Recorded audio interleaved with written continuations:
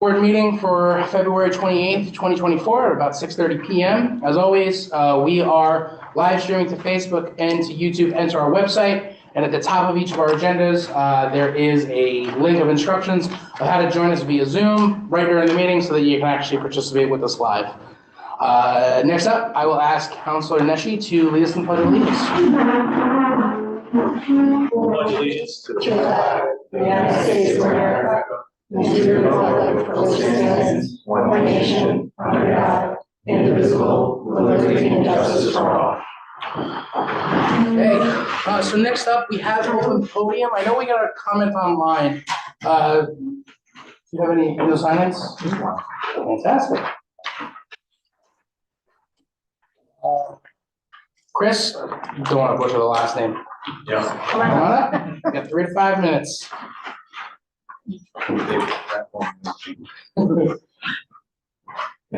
Good evening. I'm here in follow-up to a project that is meaning a lot to me, meaning a lot to a number of people, and just trying to understand, if you haven't read the question already that I posted online, the status. So I'll read the question, and if you can provide any insight, that would be great. What work has been done or is planned in the near future to move what we call at least is the Town of Manlius Aquatic Center project forward? Any details or dates would be appreciated for this project, which is viewed as extremely important and beneficial to our entire community for a variety of reasons. Secondary, is there a committee/person working on this project with a schedule that can be shared of what work needs to be completed by what date? Yeah, so I will give you an update. So I've been pretty much trying to wrangle all the different groups to have a conversation. Wasn't able to get a meeting with both the schools at the same time. So what we've been trying to set up meetings with the superintendents and their teams to have those conversations. I think next week I'll have met with both of them, and then that's when I'll be reaching out to, I think it's in particular Steve Ball, who's like kind of one of the community liaisons, and letting them know where we're at. And then the next step from there is to form that committee and to start the research of that project. I'm trying to think if there's anything else. I will say, when Councilor Italiano and I were down in New York for the Association of Towns meeting, I did talk to a couple of people that had some experience with municipal pools. Got some good advice, I think. But we're hoping that by the next time we have a meeting here, I'll have an update for everybody to kind of say, this is where we're going, this is what we're thinking, and to try and forecast some kind of a timeline. So March 13th? Yep, that'll be our next meeting. Okay. And I'm sure that I'm going to be talking to Steve in the interim. Yeah, part of the, I'll say, small committee of people that Steve and is part of. So, Right. So hopefully we'll be a part of whatever. Oh yeah, absolutely, absolutely. The main goal here is, in order to kind of guide where the committee goes and what's on the table as far as possibilities, it's really making sure that our two biggest partners with ESM and FM, I wanted to have a conversation with them, get really their insight on it, so that kind of as we set up a committee, they know what's on the table. Yeah. Is there anything we can do to help in the meantime, as far as like reasons that it's very important, as I sort of generally alluded to? Not right now. I mean, this is something, it's just the kind of the speed of government trying to get everybody together for January and February was not productive. Okay. Thank you very much. Thank you. Okay, anyone else for open podium? Okay. Who's that? If you're in the Zoom audience, please use the raise hand function if you'd like to speak at open podium.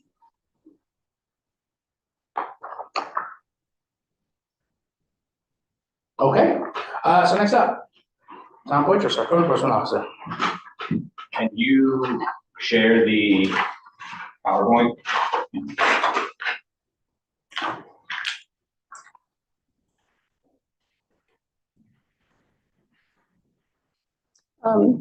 Take the microphone.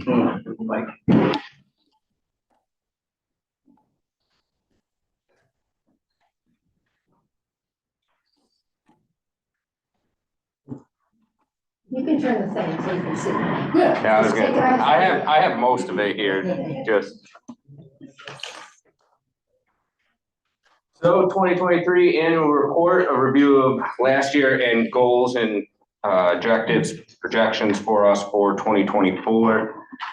So that is, and here's what our PowerPoint is.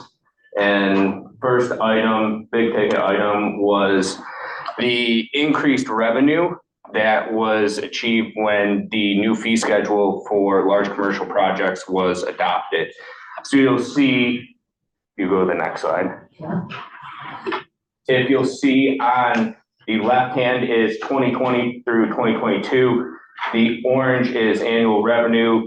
The blue is large projects, so any commercial projects, some of the solar farms, any large alterations.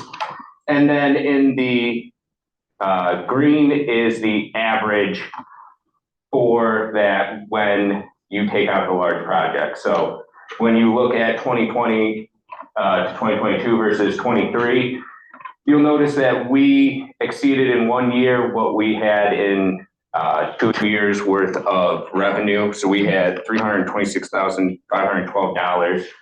But if you take that and remove the large projects, which was Do Good Solar and Kirkville Road Solar, Do Good 236, Kirkville Road 34, you'll see that our average for 2023 was relatively the same versus 2020, 2021, 2022.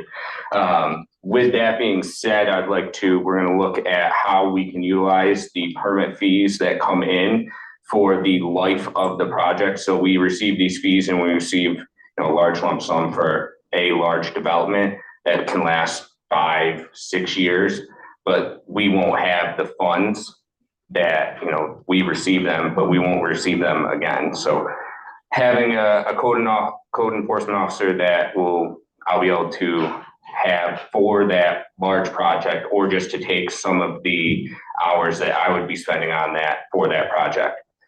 And then another thing is when you see this for the revenue, in 10 years, when I'm saying, well, now we need a full-time fire marshal to complete the fire inspections because of all these projects we've completed. This is the revenue that I'm hoping we'll be able to push that forward so there's no issues of having a full-time fire marshal. Next one is building permits inspections. So this is just building permits, 1,203. That number included the pre-permit inspections, which is required by our new local law. So if you take that out, 1,980 inspections. Now with that, if you're looking at it from the working days, we're conducting about 4 inspections a day. When I'm doing a single family home, the way that we document it though, I may have 4 or 5 inspections at a single family home, but to get to that point and doing all the documentation, all the record keeping for that, a single family home final inspection, plus the framing and all the paperwork afterwards for the office, a half day. But one of the major items that we have is that of those inspections, 301 failed, issues noted or not completed, which required us to go back to it. And not only with us going back, when a project fails, we are doing a write-up to the property owner, the builder, somebody for why it failed and what we're going to need for them to go back. So you'll see later on what we're trying to do to reduce that number for failed inspections. Fire safety inspections, conducted 333 fire safety inspections, your assemblies, your businesses, your mercantile, your apartments. With that, at the end of last year and then really finalizing it at the beginning of this year, we did a data quality assessment for our system, which is we were realizing that when we were trying to do the annual report for this, that, parcels, the data we put in is only as good as what is going to kick out. So the parcels that we have, whether we have duplicates and then it's showing, well, why didn't we inspect stingers? And we did, we just had it in there twice. So we had to go back in, and while completing that assessment of it, we put in some control measures to help us to make sure that when properties are changing, when we're inspecting them, when we're passing or failing them, that we will be able to better report on them at the end of this year. But that is, again, just more time that we'll have in IPS. We've been taking training. We've looked at IPS and previously looked at other systems that have, some type of AI integrated user base that would help us. But at this time, we've got a pretty good grasp on IPS and it's doing what we need. When we did that assessment, one of the benefits was we've now made it so the required New York State inspections that we have to do annually completed in the beginning of the year. Anything after that is what is required. So anything that's required within the 3 year is being done. And then at the end of the year, winter, beginning of this year right now, we're doing the ones that we want to have so we can reduce the workload for the next year. Also looking at places we've had issues. So if you have assemblies, daycares, apartment complexes where they're known to have, ice blocking and egress or something like that, we're going there and checking that to make sure that there's no issues during certain times where we've established that there has been issues there. So Tom, just to explain the IPS thing, the information that you are entering is that you're able to take it with you to the site on the tablet. Yes. So, and the fire marshal can do that too. He does. We do a great job of having our records both digital and physical. So he, for ease of kind of the transaction between Dave and the person receiving it, he always hands them a physical copy. But those records that we put into IPS, like one of the major things that we've done this year was our occupant load, our type of construction, and that will help the fire departments know, well, when I go in there, it's this type of construction. It has a fire alarm, it has a sprinkler, where, fire extinguishers, things of that nature we're putting in there. So we're getting site plans and that only helps also the fire departments because we'll get these plans, we'll obtain site plans and send them to the fire department so they can add that into their pre-plan. So they know, okay, here is where the fire department connection is. And if they have floor plan questions, we try and hand those off to them. The fire departments have access to the IPS permit? No, they have their, I believe it's I am responding, that allows them to have their, like a GIS image of it, and then they add it in. But we, we're looking for floor plans when we go so we can see exit lights, fire extinguishers, just pretty much means of egress, anything that we can give them to. So if they're in an apartment building or they're in, a commercial business, that they know, when the fire alarm goes off and it says zone 3, and we try and give them the alarm plan so that they know and they can put that into their system so that they have the most information when they're on scene for an issue.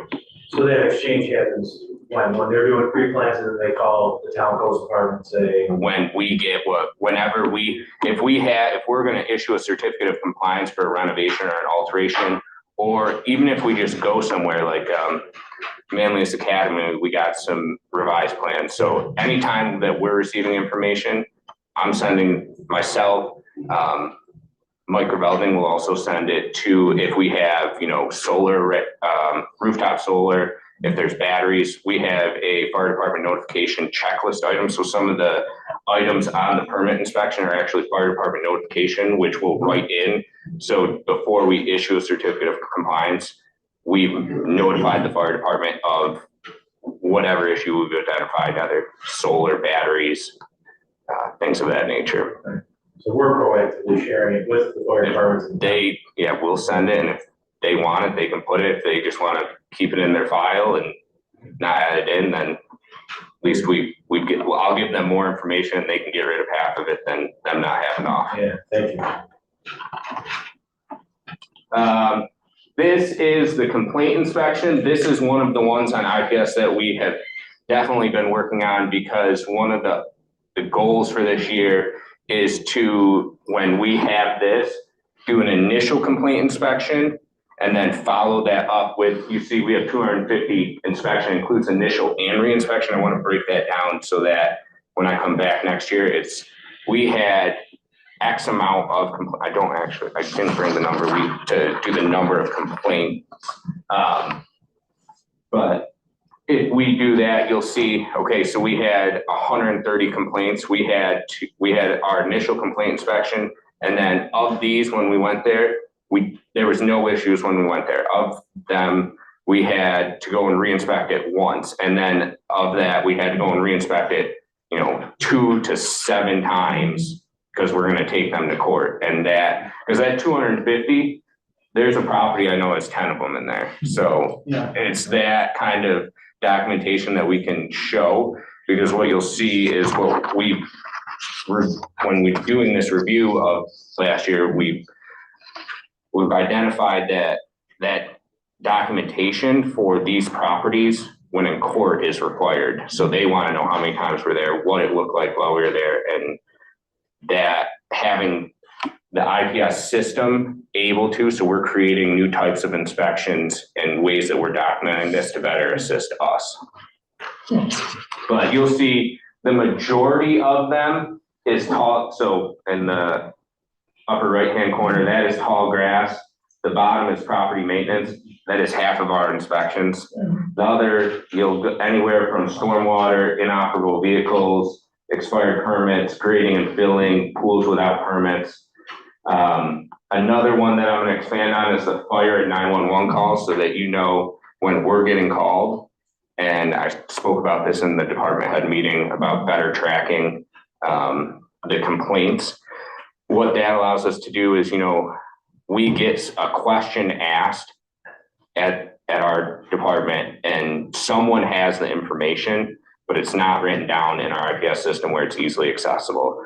So we will be, better documenting just kind of the conversations that we have, because all of this that you see is what we're tracking, but it's not, all the phone calls we do that there's no issues. We're just not documenting it for future use. So if I'm on vacation and someone has a question about something coming up, they can go into the database and look it up. So key findings of 2023, regulatory policy and regulatory updates. You'll see that we are going to be setting the workshop on the 10th, right? Session, no.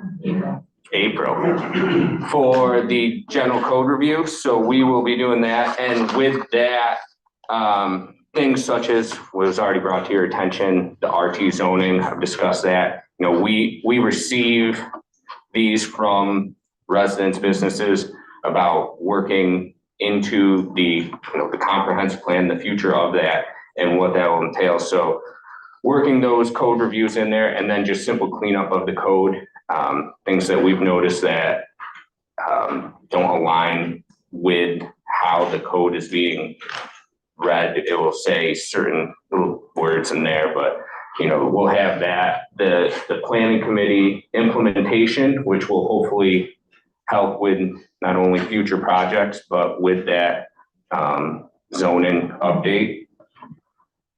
GIS implementation, there's been works of that. We've been working with our town engineer, and with that, I will be updating the town zoning map so that they have that to have a fresh start with, so there's no issues. One of the big ones, which we accomplished at the end of last year, which was part of the streamlining service features, is reduce time for record management. We scanned all the files that were in Tim Fortescue's office and in comptroller's office. And what that allows us to do is when a lot of these businesses are changing hands, they'll ask for zoning compliance letters, and they'll ask for plans, they'll ask for certificates of occupancy, they'll ask for any variance. And the more that we have scanned in reduces the time that we're down in the vault looking for documents and sending them off. So better able to serve the companies that are requesting this so that we can keep businesses moving forward and residents moving forward and getting into their houses. Building permit approval. This is one where I will receive building permits that will be rejected. I've started creating documents to help people better design the plans that they're submitting. And with that, hopefully, when they have those plans that exactly outline what they're doing, we won't have as many failed inspections, because you'll have someone put something down and not kind of realize what it means for, something as simple as a deck, and then they're not building it right. You get into a house, it's all designed by architects, so I don't really have any issues with that. It's more of the homeowner building plans that are being designed. So anything that we can do, even if it's just a flow chart for the application for what they need, but better streamlining their permit approval process. Next one was delegating the jobs to appropriate individuals. This one was implemented just recently for the SWIP inspections. I've taken that off myself, and that is now with Doug with the planning board. So we've had some stormwater pollution prevention plans that we've been inspecting and working through. So just removing that from myself, I'm still working with him, but I've delegated that to him to do all the review for it and send me. So I'll just be essentially sending the notices of violation for that, and he'll be reviewing them as an engineer, because we've had some back and forth about, questions with compliance, how we move forward, where they are at their step. And this is all detailed within the SWIP, but there's only certain things we can do and certain things that they have to do. So making sure that we're not overstepping, but making sure that they're in line with what they have to do. Again, the streamlining services is verifying the control measures. It helps us with the fire safety inspections, with complaints, but we have to continuously monitor and update them and make sure that they are the inspections are being recorded properly, so that nothing's left open at the end of the month, at the end of the week. Inspection tracking for compliance with New York State. Again, the same thing. We're just continuously trying to make sure that what the state is going to ask of us at the end of the year is being reflected in how we input the data into IPS. Operating procedures. This goes for everything from what we're going to be doing for operating permits. Food trucks. We have some of these that welding for some of the bigger jobs, what we'll be doing for review and inspections of them and it was talked about adding operating permits for possibly some of the cannabis dispensaries that come in, just making sure that we have procedures for when operating permits go in, that we're making sure that we do what we're required to do. Difficulties, I don't know if that's the right word, but it is what we have identified as taking resources from our department that takes longer than a lot of the other tasks in it.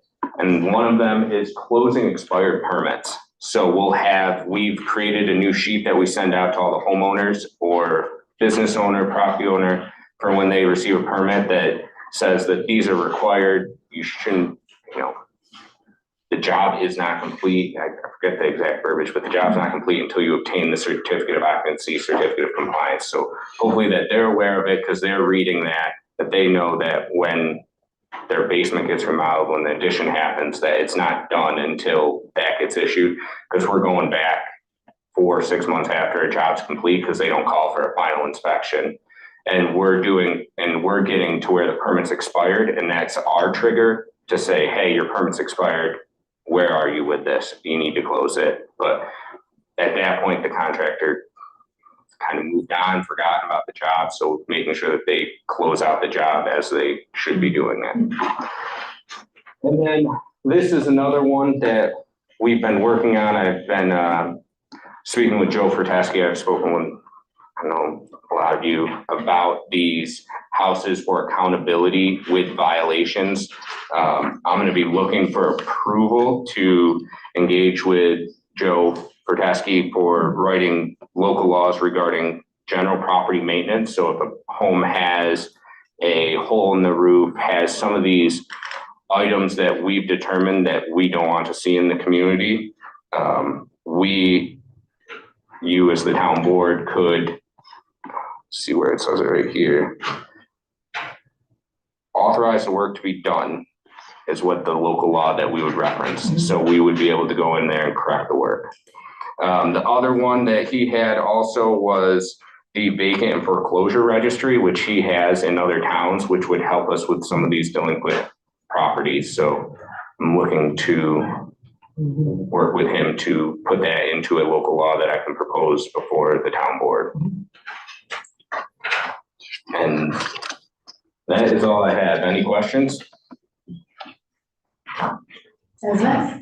Yeah, thank you very much. That was informative. Very proud, thank you, Tom. And then. Well, next one's me still. I spoke with the architect. This house is one of them that would fall under the foreclosure vacant registry, as we received phone calls that the windows were broken in it. But that was because they were emptying the contents as requested by the design professional to get into the house to do an assessment of it. She stated that she had the contract and was hoping to get in there this week or next week, relatively soon, to do that assessment, and then we would be hearing back from them. So at this time, they have emptied the house. I still have not been in there, but she will be going in there and doing her assessment. They do want to move forward with trying to preserve what is of the house, what's left of the house. I had a chance to go look at it, but I did not go in. I would- Signs all over, said don't go. I Yes, tried it and I thank- just don't understand. Well, if they're safe. There's nothing to say that the cost of renovating that building has got to be multiple times more than just tearing it down and starting over. There's nothing, there's no structure. If we wanted to say this was the final date and that after this, if they don't have it by, what's the next one? That meeting date, we would commence the demolition of it. I mean, we've given them ample amount of time. I understand that they have a process they have to go through for the foreclosure or for getting approval because it's in such a state, but if this is, But they, Leave it. they're actively working on it. Yeah, it'd be hard to argue demolish it. Yeah, that's the choice I'm making. Well, I think I know my concern is as we get closer to summer, you know, right now, kids are in school, you know. It's only really a problem on the weekends and the nights, but as we get closer to the summer and people are looking for ways to keep busy, that's where I think we would really start to It's so present a difficult. pretty big liability for folks in town. Yeah, how long do we allow them to keep extending before we say tear down? You know, that's what I'm thinking, because you push towards when school gets out and then I worry. But like legally, we can't take that step if they're working on it on our side. Is it secure right now? I mean, is it physically secure today? no. No. No, I don't think it's structure, I think it's. There's no Can fence. we tell them to put a fence up? I mean, that would, I'm sure that'll take as long as it is to get all our inspectors. We could request a fence. Yeah. What I could do, because There's a hand up. the, Oh, is it them? Yes. oh, Oh, here we go. I feel that Ms. Nicholson has addressed this board several times, and I feel necessary to state, it's my knowledge, there's no relation. Hi, Marie Nicholson. I represent Fade Servicing, which is the servicer for the lender who's foreclosing on the property. We do have bids in for boarding up the windows. That should happen in the next week or so. This has become something of a money pit, as you kind of all are probably aware.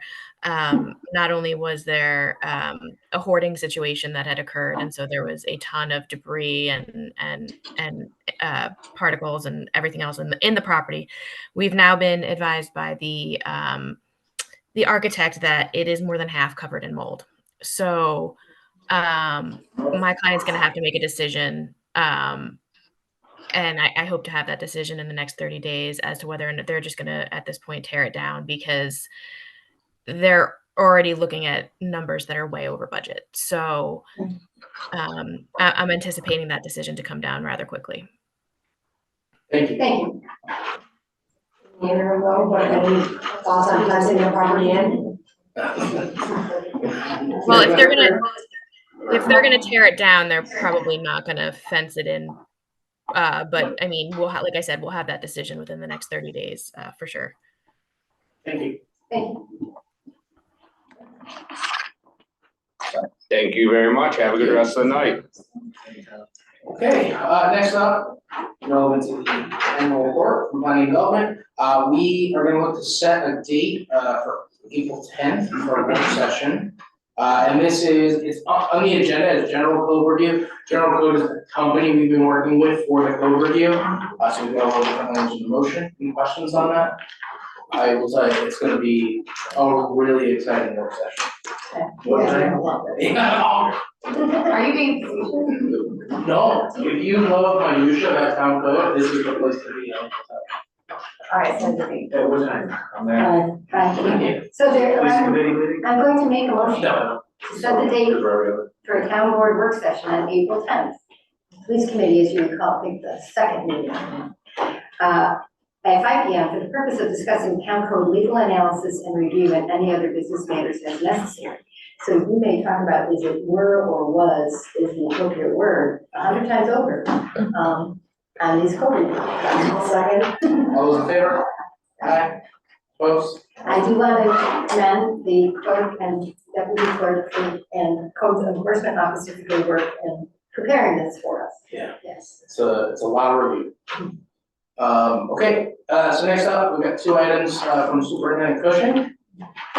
Yes, Ken was actually here trying to purchase a vehicle in 2025, since it's only 2024, we haven't budgeted for 2025, but as the board knows, I know most of the board, I guess, Mike, to kind of bring you up to speed, we've been actually putting letters of intent in almost 2 years in advance to keep in line with our replacement schedule. Everybody last week. Yeah, so, it's actually, we kept hoping it's getting better, but, right now, we still got 3 vehicles out since 2022 that we have not received yet, so, hopefully a couple more are gonna come in this year,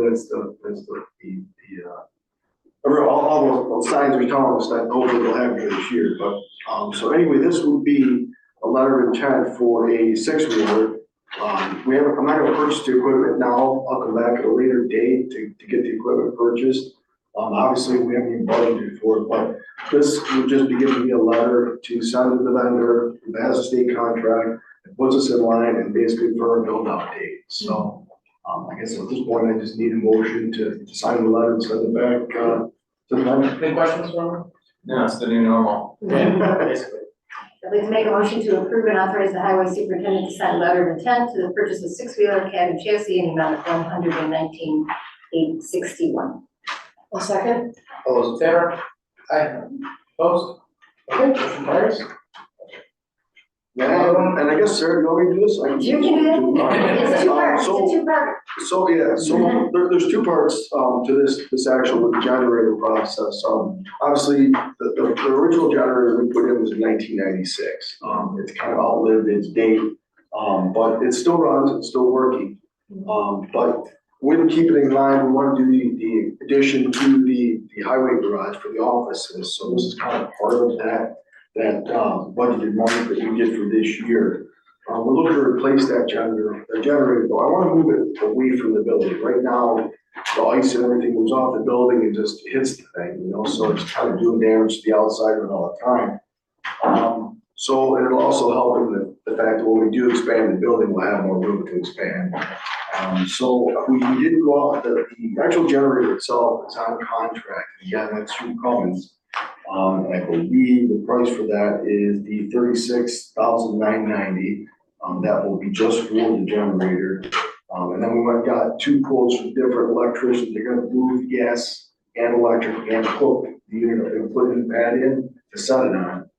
So the one we got from Hewlett Electric was $57,310. And the one that we got for Patricia was for $37,450. And Hewlett was not gonna put the pad in, and Patricia will install it with the pad, which is what we want to do. If not, we'll do it ourselves. The discount is $5,000 or $6,000 to do that, depending on when we can get it. Now the kicker is, we can't. If I order this generator tomorrow, we're looking at 35 weeks for delivery. So I know that's a shocker too. They don't have it like on Amazon Prime. No, unfortunately they don't, but, so, and I think a lot of it is because it is a state contract and a lot of municipalities purchase them, so.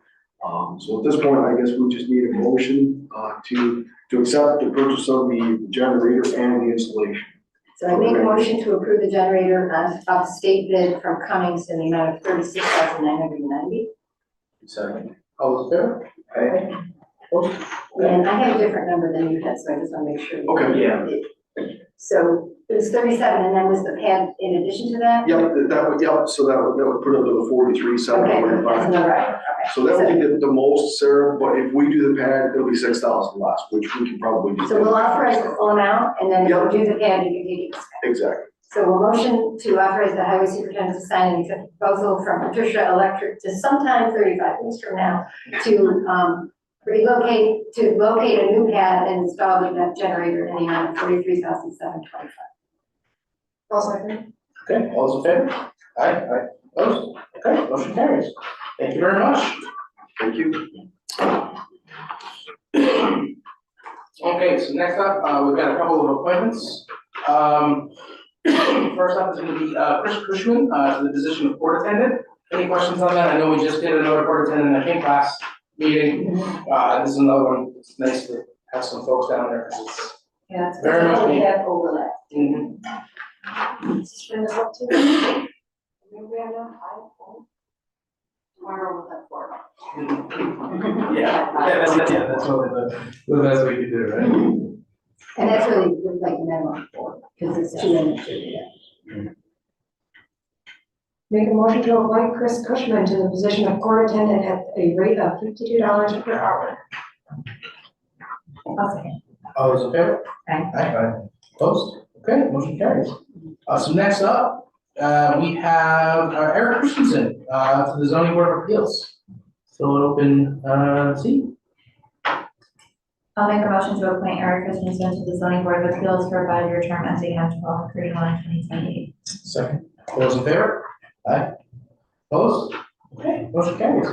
And then our last appointment, we have, Lynette Ackamore, to the board of assessment review. I'll make that motion to appoint Lynn Atmore to Board of Assessment Review for a 3-year term expiring on 10/31/26. Second. All those in favor? Aye. Opposed? Okay, fantastic. Yes. So, we make a motion to make another work session regarding the accessory dwelling unit law draft that we have for March 27th, because the police committee decided not to meet that day at 5 PM. Oh, can you just, For the purposes of legal review of oh no, so the purposes of the conversation around the ADU proposed law. ADU and any other business necessary. Of course, I'll second. all those in favor? Aye. Opposed? Okay, motion carries. Does anybody have anything else to talk about? We do have one item, executive session, that's just before we do minutes and approval. Does anybody have any new business, anything, any updates? I will say, I don't know if we covered last time, but we do have a promotion coming up, over in the police department. Officer Dash will be promoted to sergeant, tomorrow at 3. I've been told there's gonna be cake, so if you can make it, please join us.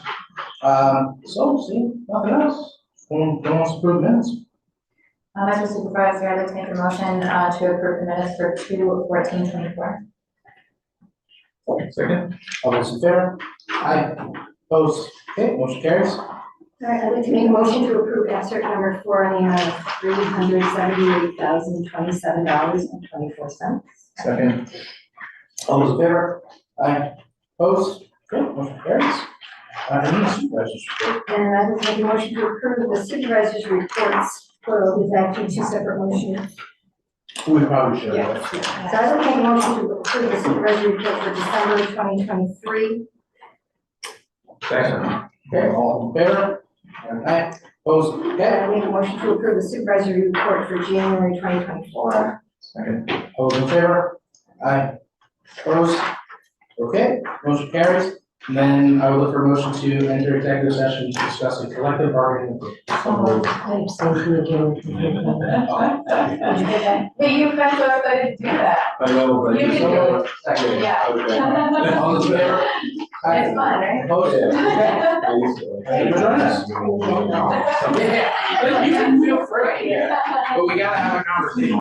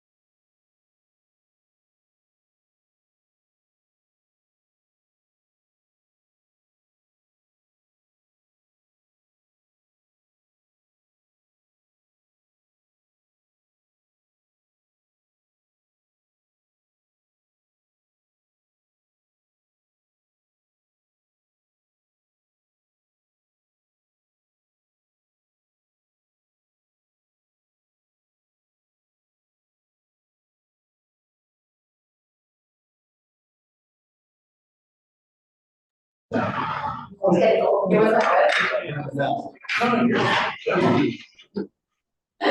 So, Okay, out of executive session, following discussion, I would for a motion to approve on the PA contract. Sure, Mr. President, I'd like to make a motion to accept the approved negotiated PBA contracts for the years 24, 25, and 26. Second. All those in favor? Aye. Aye. Opposed? Okay, carries. Chrissy, you guys have a motion. All those in favor? Aye. Opposed?